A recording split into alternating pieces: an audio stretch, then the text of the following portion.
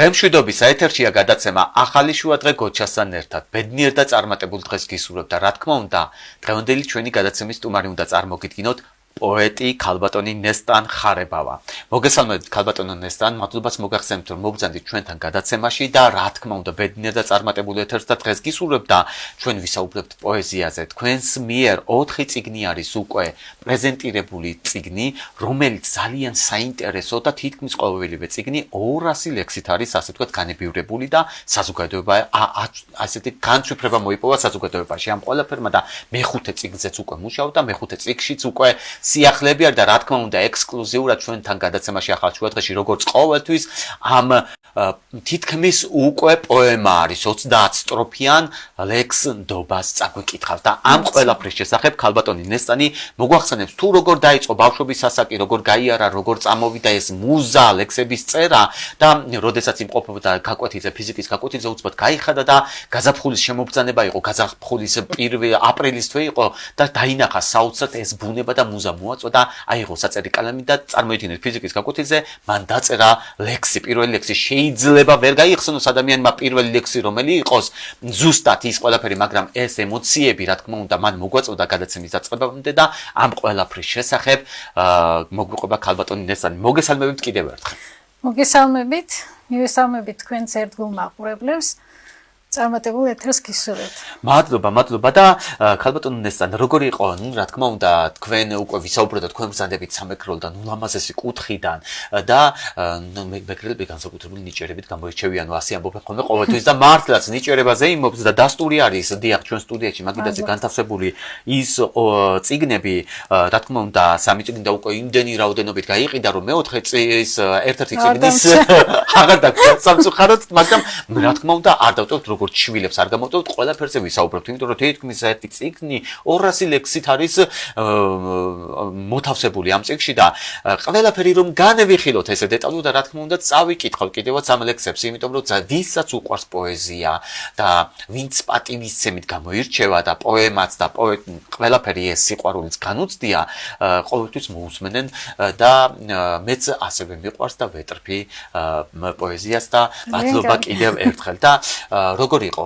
ბავშვობის ასაკში, როგორ გამოირჩეოდით სხვა ბავშვებისგან, იმიტომ რომ მართლაც ნიჭიერი ქალბატონი ბრძანდებით ესე ადვილი არის, რომ უცბად ამდენი წიგნების, თქვა ლექსების წერა და გამოცემა და პრეზენტაცია გაუწიო ყველაფერს.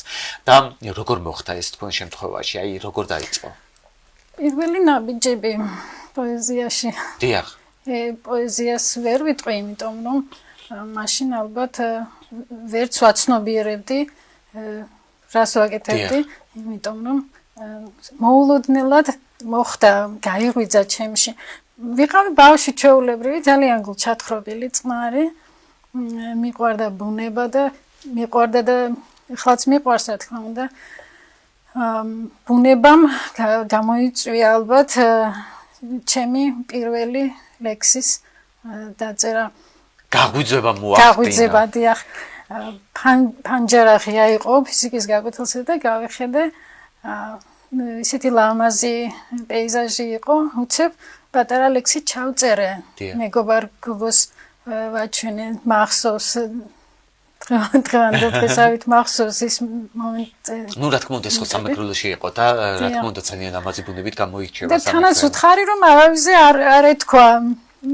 ასე მეგონა რომ დამცინებდნენ ვინაიდან ლექსი დავწერე და თუ გახსოვთ რამდენი სტროფი? არა, მე ის ლექსი სამწუხაროდ საერთოდ არ მახსოვს.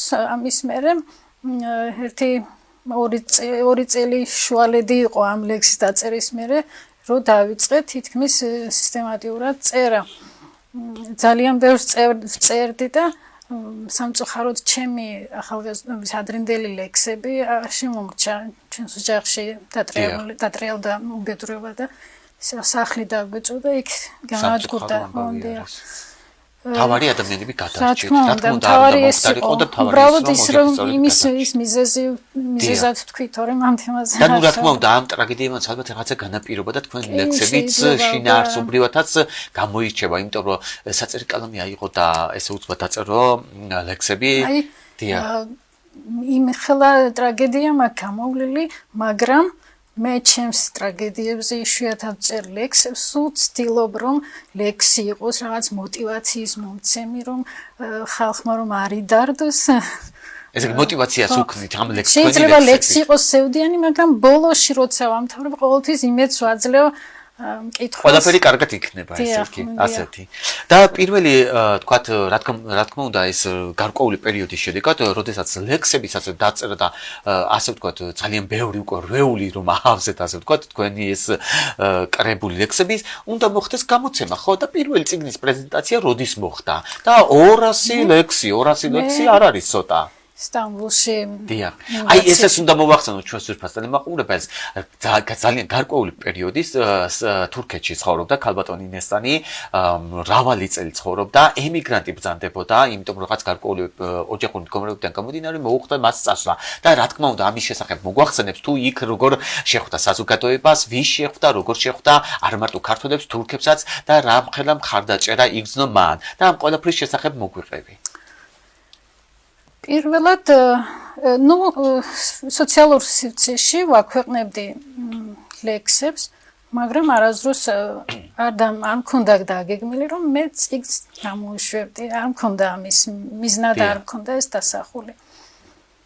ერთხელ მიმიწვიეს სტამბოლის შოთა რუსთაველის სახელობის კულტურის ცენტრში. და პირველად იქ წავსდექი მსმენელის წინაშე. ემიგრანტები იყვნენ, ბევრი მოსული და ძალიან ხელავდი პირველად წავიკითხე ლექსი, მაგრამ იმ ხელა მხარდაჭერა ვიგრძენი, ისეთი სითბო ვიგრძენი, იმის მერე მომეცა მოტივაცია უფრო სერიოზულად მეფიქრა წერაზე. იქ ამ შოთა რუსთაველის სახელობის კულტურის ცენტრის დამფუძნებელი ორჰან ბერიძე არის. ფესვები ქართული აქვს. იმდენად ცდილობს ქართული კულტურა გააცნოს თურქეთის სახელმწიფოს საზოგადოებას. ჩვენ ყველა აღფრთოვანებული ვიყავით იქ მაცხოვრებელი ემიგრანტები. თქვენ შეგიძლიათ რომ თვითონ ამ ორჰანს მივესალმოთ თურქულადაც და აქედან მოკითხვა ჩვენი გადაცემა. ბატონ ორჰანს იმდენი წვლილი მიუძღვის ქართული კულტურის განვითარებაში სტამბოლში. მართლა ეკუთვნის საქართველოდან რომ მივესალმოთ. რა თქმა უნდა, ბატონ ორჰან ბერიძეს ეკუთვნის საქართველოდან მისელმება. მოგესალმებით ბატონ ორჰან, დიდ მადლობას მოგიწმით აქედან, შორიმანწილიდან, რასაც თქვენ იქ აკეთებთ ქართული კულტურის განვითარებისათვის თურქეთის რესპუბლიკაში. მადლობა და ჩვენც რა თქმა უნდა ძალიან დიდ მადლობას მოგახსენებთ რომ თურქეთში ქართული კულტურის პოპულარიზაციას ეწევით და ყველა ქართველს აქვს იმის შესაძლებლობა, როდესაც ემიგრანტად არის თავის ოჯახური მდგომარეობიდან გამომდინარე წაბრძანებული, რომ ეს თავისი ნიჭიერებაც იქ გამოავლინდა. თქვენ რა თქმა უნდა იქ რო ცხოვრობდით თურქეთში, ძალიან ბევრი ლექსებიც დაიწერა იქ და შემდეგ უკვე მოხდა საქართველოში ამ წიგნების პრეზენტაცია 4 წიგნი და უკვე მე-5 წიგნზე უკვე მუშაობთ და ეს ნაშრომები ყველაფერი უკვე და ალბათ რაღაც გარკვეულ ცოტა პერიოდის შემდეგ უკვე გამოიცემა და რა თქმა უნდა ემს მე-5 წიგნის პრეზენტაცია სახელი არ არის, იდეაც მივაწოდე და ნახოთ თუ გაითვალისწინებს ქალბატონი ნესტანი ჩვენთან გადაცემაში ახალ შუათრაში უნდა შედგეს თქვენი მე-5 წიგნის პრეზენტაცია. და რა თქმა უნდა ჩვენ განვიხილოთ პირველი წიგნის პრეზენტაცია ეს იყო სამოთხესა გავს ჩემი სამყარო. აი ეს წიგნი ქალბატონი ნესტანი ხარებავის მიერ 200 წიგნი არის. 200. ესა ბოდიში 200 ლექსი არის. 200 ლექსი არის მოთავსებული ამ წიგნის თითოეულ წიგნში და წარმოიდგინეთ რა ნიჭიერება არის ადამიანს, რა ზღვა ემოცია აქვს და ყოველთვის ამბობს რომ პოზიტიურად ახსავსი არის ჩემი ლექსებიო და თუ რამე იქნება ცოტა ნეგატივი, ნუ რა თქმა უნდა ეს ცხოვრების თანამგზავრია პოზიტიური და ნეგატიურიც და ეს ყველაფერი თავის ემოცია აქვს გადმოცემული.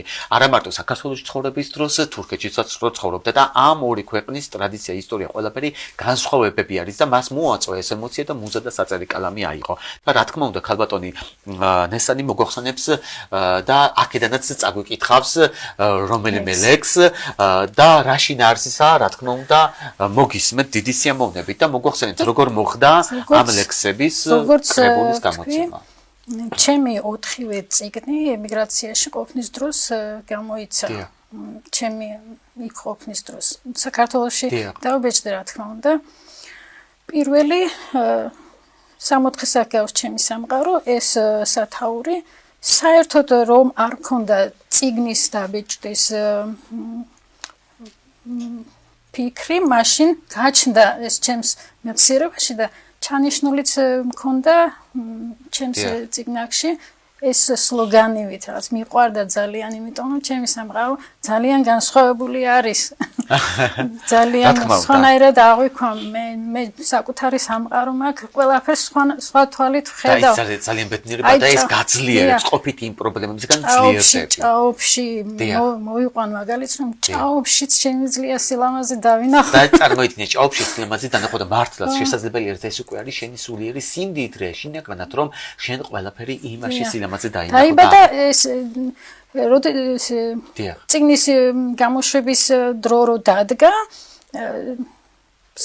წიგნის სახელწოდება უცებ ეს მომივიდა აზრად ადრე მანამდე გაჩენილი იდეა იყო ისე იყო ეს როგორც სლოგანივით ჩემს იმაში ცხოვრებისეული და ეს დავარქვი მე ჩემ წიგს ვინაიდან მართლაც აქ მოთავსებული ლექსები. შეგიძლიათ წაგვიკითხოთ თქვა ეს ლექსი, იმიტომ რომ მაინტერესებს მართლა საოცარი. აქ ამ წიგნის ამ წიგს მიუძღვენი ლექსი, ამას წავიკითხავ, ადრეც მაქვს წანაკითხვა, მაგრამ ძალიან მიყვარს ეს ლექსი, ვინაიდან თვითონ ამ წიგს მიუძღვენი. დიახ.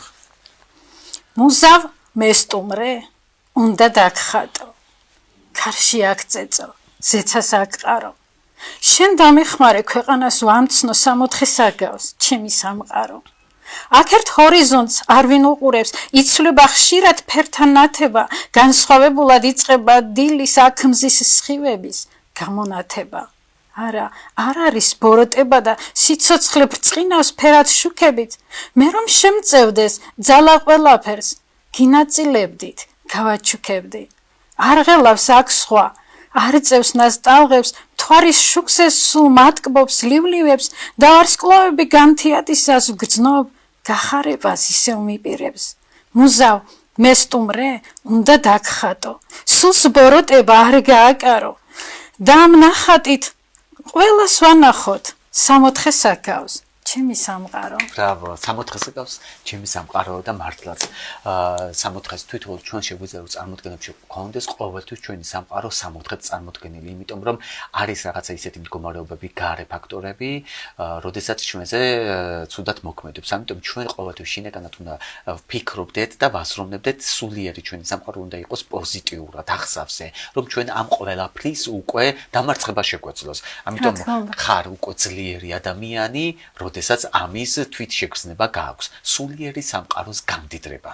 და მართლაც მადლობას მოგახსენებთ, აი ესეთი ნიჭიერი ქალბატონი რომ ბრძანდებით. და ამის შემდეგ უკვე ესე იგი ძალიან ბევრი ესე წარმოიდგინე 200-ვე ლექსს ვერ წავიკითხავთ, იმიტომ რომ ძალიან დიდი დრო დასჭირდება ამ ყველაფერს და თითოეული ლექსი არის საინტერესო და შეგიძლიათ შეიძინოთ კიდევაც ეს წიგნი და შემდეგ უკვე მოხდა მეორე წიგნის პრეზენტაცია, ეს არის ვარდის გზავნილი, ხო? ვარდის გზავნილი. ნუ რა თქმა უნდა, ეს წიგნი ვარდის გზავნილი, რომელიც ახლა ჩვენ სტუდიაში არ არის, იმიტომ რომ ძალიან ბევრი რაოდენობით გამოვიდა და გაიყიდა ეს ტირაჟი და ისიც რა მაინტერესებს ვარდის გზავნილი, რატო უწოდეთ სახელი ვარდის გზავნილი? ვარდის გზავნილი ძალიან საინტერესო წიგნი არის. დაუჯერებელია, მაგრამ ორ თვეში დაწერილი წიგნი არის. ორ თვეში 200 გვერდიანი წიგნი. ეს ჩემმა რედაქტორმა იცის, რომ მე ეს წიგნი მართლა ორ თვეში დავწერე. საინტერესო არის. რეკორდი მოხსენით ესე იგი ქალბატონებთან. ვარდები, ყვავილები და მცენარეები, ცხოველები, ყველაფერი ძალიან მიყვარს, მაგრამ ბუნება ჩემი სუსტი წერტილია და ძალიან ბევრი ვარდებზე მქონდა ლექსები და ძალიან სწრაფად უნდა მომიფიქრებია წიგნის სახელწოდება და უცებ ეს ვიფიქრე ვარდის გზავნილი, რატომღაც ეს დავარქვი ამ წიგნს. და რა თქმა უნდა, შემდეგ უკვე მოხდა უკვე მესამე წიგნის პრეზენტაცია, ეს იყო რომელი არის ქალბატონო ეს რომ გაჩვენეთ? ოცნების ქოხი, ეს პოემა არის. ოცნების ქოხი, ეს არის პოემა, ოცნების ქოხი და მართლაც ძალიან ისეთი ეს არის. ამის ისტორიაც კი, რომ მოგვახსენოთ ამის შესახებ. 6 სტროფი დავწერე 16 მარცვლიანი და გამოვაქვეყნე Facebook-ზე.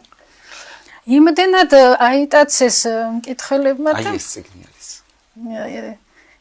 სულ მიწერდნენ რომ აუცილებლად უნდა გააგრძელო ისეთი შინაარსის იყო დასაწყისი 6 სტროფი.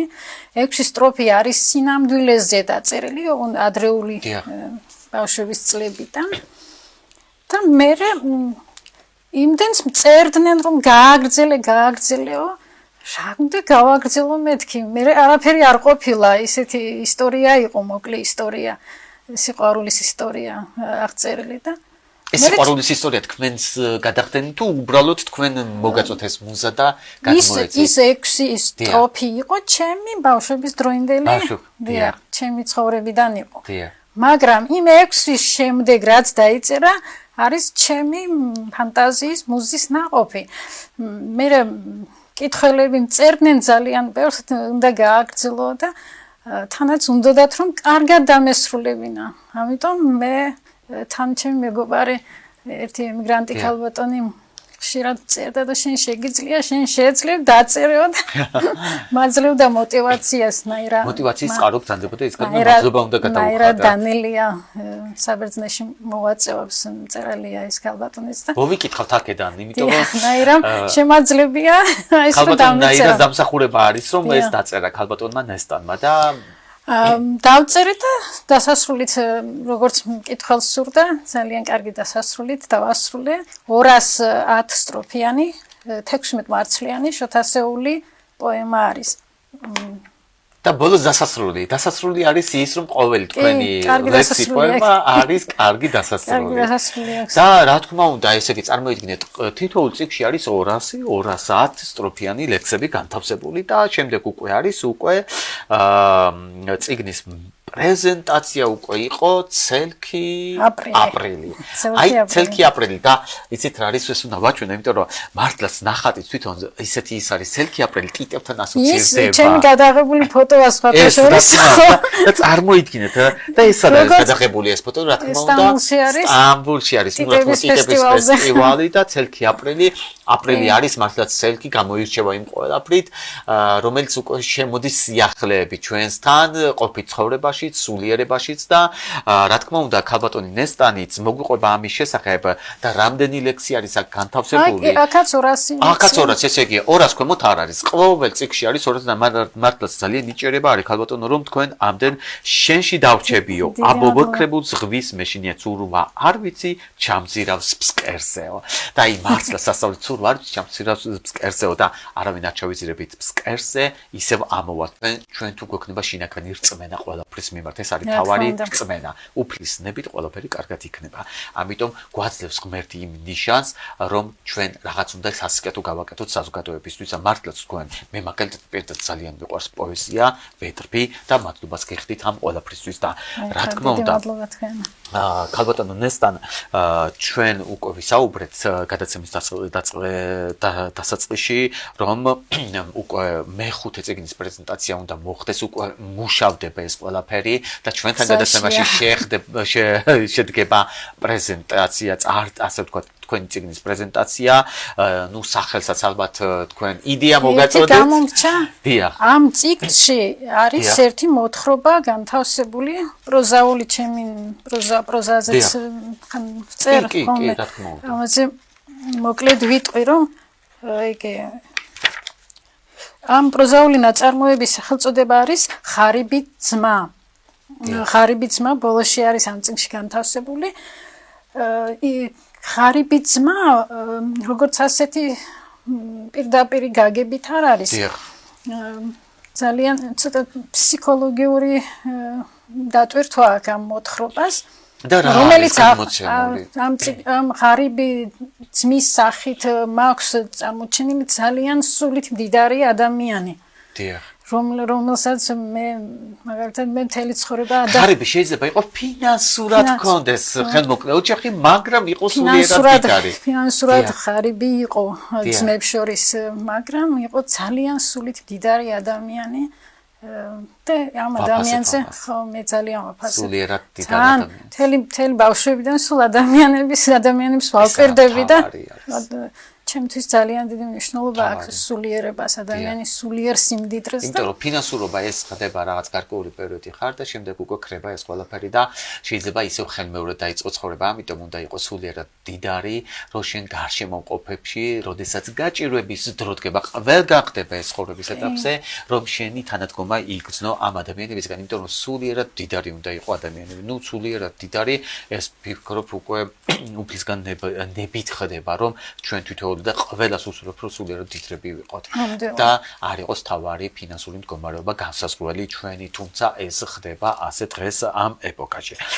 და მე მინდოდა რომ გავამახვილოთ იმაზე ყურადღება თქვენი ბოლო წიგნის ასე ვთქვათ კრებულის და მოგვახსენეთ იმის შესახებ რომ აი ესე ვთქვათ ექსკლუზივად აქ ჩვენთან ექსკლუზიურად ახალ გადაცემა ახალ შუადღეში თითქმის პოემად წოდებული არის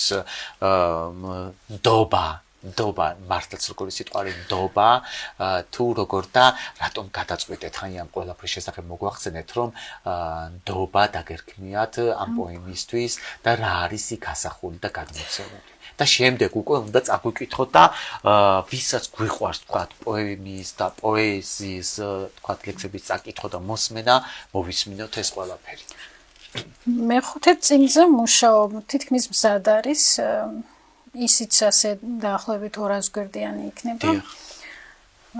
ამ გაზაფხულზე გამოვა აუცილებლად.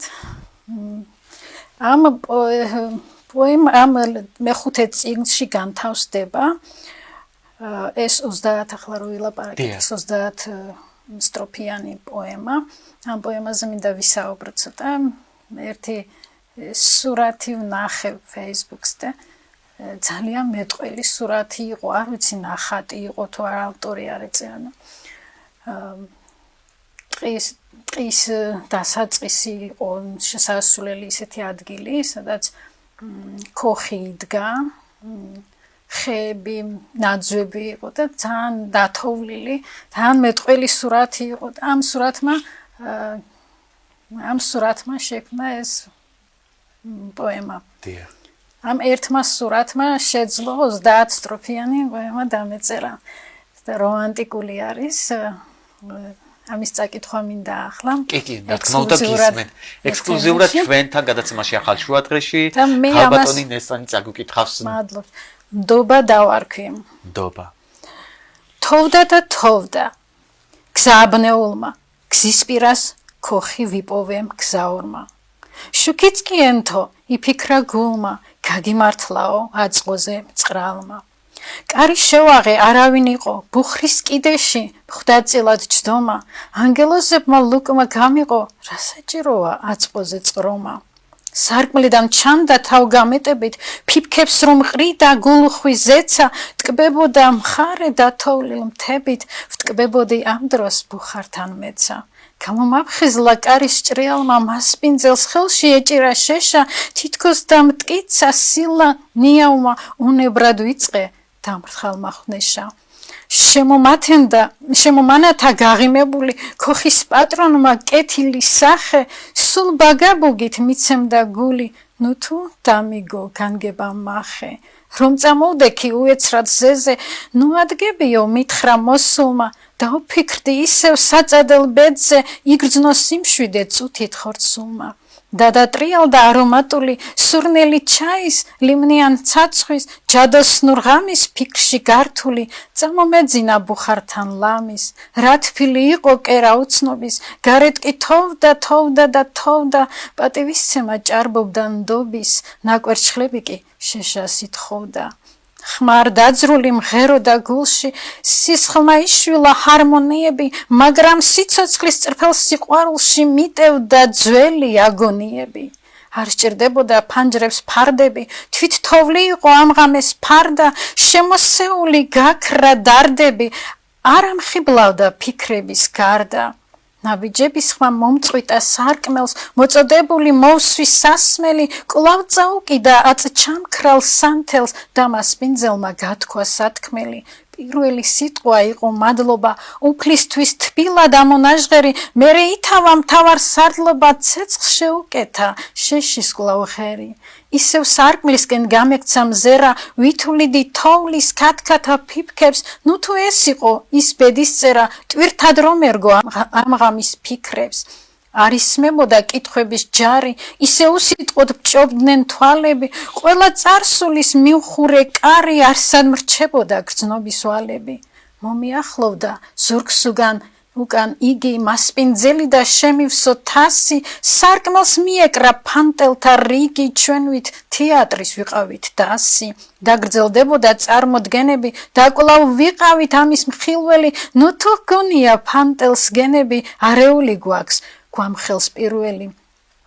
არისტოკრატულ ჟესტით მიბრუნდა მასპინძელი და დასწვდა სავარძელს, დისკომფორტები გადამიბრუნდა კომფორტიც ვეხე ფიქრებს ისევ ძველს. არ ხმაურობდა სიტყვები უხვი, წარმოუთქმელად გრძნობდნენ გულები, აღარ ერია სათქმელში ურცხვი, ფრაზები ბილწი თავგასულები.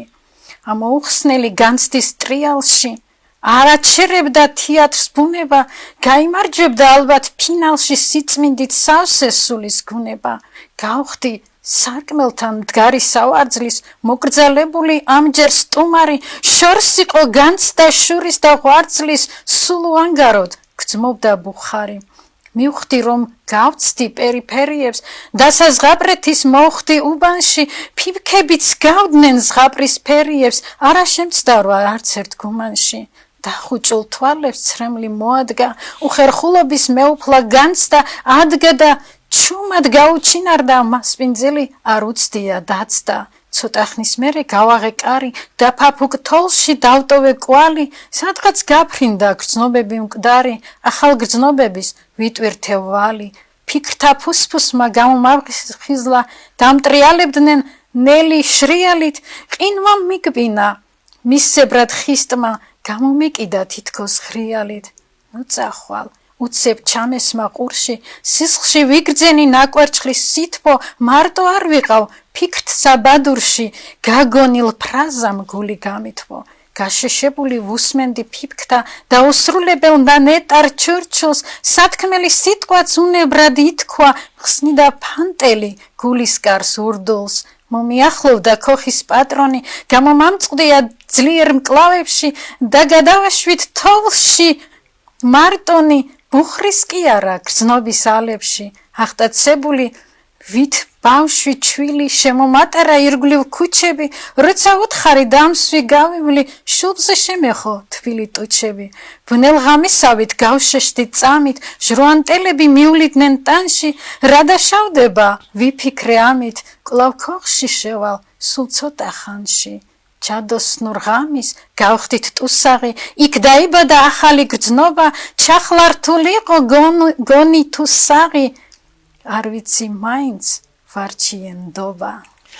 ბრავო და ძალიან დიდი მადლობა და გისმენდით ამ ყველაფერს, თითოეულ სიტყვას და მართლაც საინტერესო პოემა არის და მართლაც საინტერესო არის და აი თქვენი ყველაფერი ემოცია არის აქ გადმოცემული და მადლობას მოგახსენებთ რომ ჩვენთან გვესტუმრეთ გადაცემაში, ჩვენთან ხშირად მოგზანდებით ხოლმე გადაცემაში, იმიტომ რომ ბევრი სიახლეები გაქვთ და ახალი წიგნების პრეზენტაცია რო ხდება და ჩვენს გადაცემაში, ჩვენი გადაცემა ზუსტად ის გადაცემაა, როდესაც ჩვენს ნიჭიერ ადამიანებს ვიწვევთ და ჩვენს ტელემაყურებელს შევთავაზებთ იმ ყველაფერს ნიჭიერებას და ნუ რა თქმა უნდა გადაცემის დასასრულის ახლოვდება და ჩვენ ასე ჩავეკითხებით ხოლმე სამომავლო გეგმები რა არის თქვენი და ნუ რა თქმა უნდა უკვე ვისაუბროთ რომ სამომავლო გეგმები ძალიან ბევრი სამომავლო გეგმები გაქვთ წიგნის პრეზენტაცია ხდება გამოცემა და კიდევ აქვს ადამიანებს კიდევ სხვადასხვა რაღაც საქმიანობებში და სფეროებში სამომავლო გეგმები და რას გვისურვებთ ჩვენს კომპანია Trialets გადაცემა ახალშუა დღესაც ჩვენს ძვირფას ტელემაყურებელს რა თქმა უნდა ემიგრანტებს და ყოველთვის ხოლმე ვეუბნებით